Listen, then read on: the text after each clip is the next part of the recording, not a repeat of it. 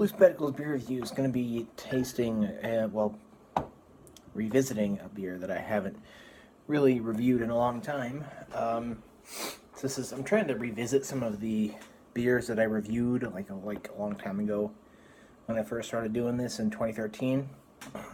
I've been doing beer reviews since 2013, so that's like 4 years. And, I've done about, I think, going on like 600 now. And I'm trying to revisit some of these ones that are like imported or regular that I haven't revisited recently. And I found Schlitz and I found Hams. Haven't bought the Hams yet, but I'm going to try to revisit both of those too. Well, I'm definitely going to revisit the Schlitz because I have a 6-pack of it. This one, on the other hand, or the Hams, on the other hand, I don't.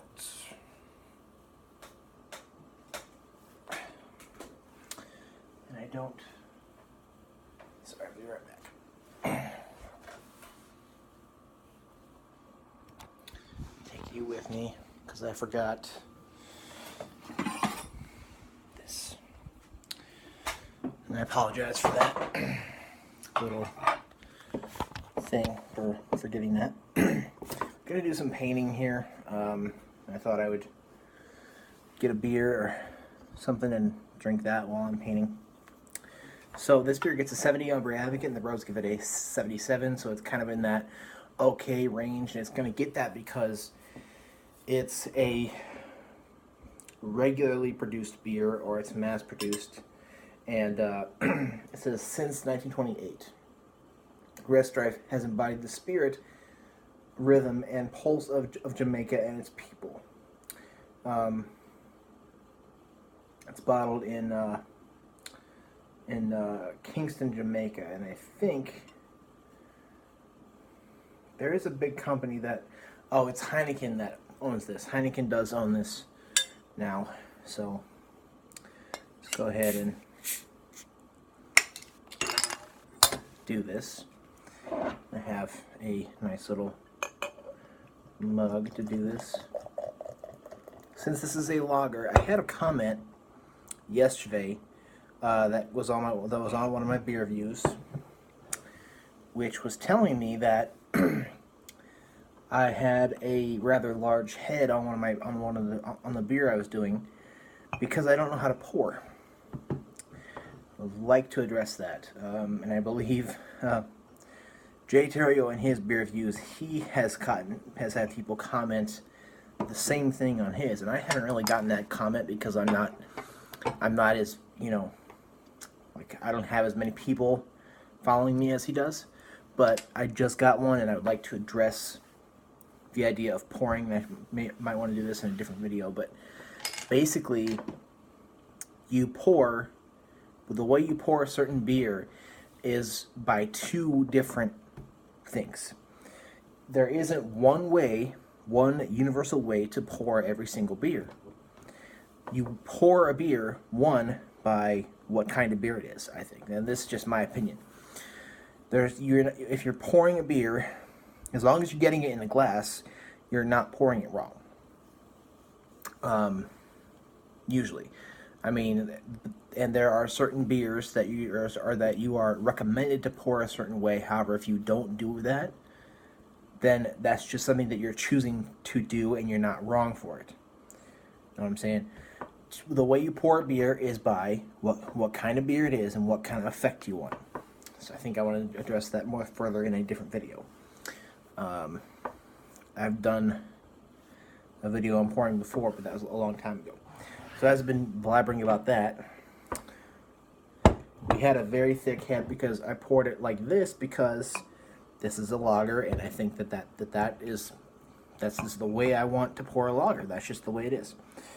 Because in a lager, I want to have a rather robust head, or rather larger head. I have a 2-finger head because the head has dissipated in my blabbering, and we have a darker golden appearance with a couple of bubbles going up every now and then. Very clear. Sorry about my bad lighting, by the way. Whew. The smell is definitely like a crackery malt, for sure. Not sure what they use to make this. I'm not entirely knowledgeable about Heineken, or I mean the company Heineken, or what they do, or how this beer is made. But definitely like a biscuity, crackery malt. Some water, and I don't know if there's adjuncts in it or adjuncts in this or not. I'm not entirely sure about that. Regardless, let's go ahead and give it a taste.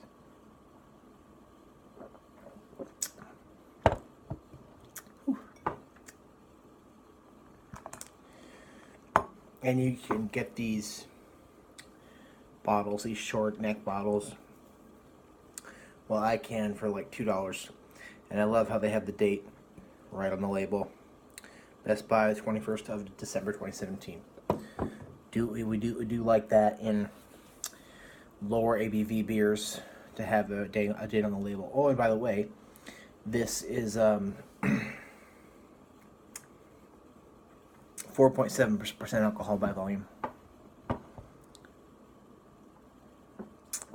So, this reminds me almost of Carta Blanca, which is a Mexican beer owned by Cuauhtémoc Moctezuma.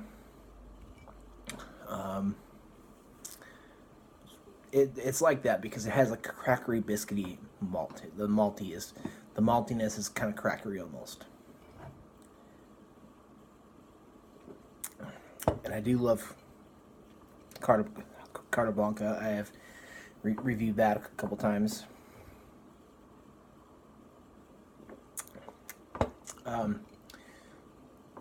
There's no bitterness to speak of.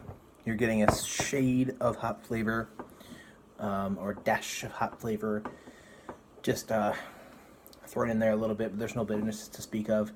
Not picking up any adjuncts to speak of. It's really just goes down really, really well. It really is tasty. It really is quite good. So the mouthfeel is light medium, crisp, dry, and is just fantastic. I think this beer is really, really good. And I haven't had this in so long, I forgot how good it was. Because I do remember trying this and thinking it was good. I think I'll have to go back and watch that review from 2013 of mine. But this is fantastic. I think if you can get past any big company beer bias, I think you would definitely like this. Definitely is awesome. So let me know what you think of Red Stripe, and thank you for watching.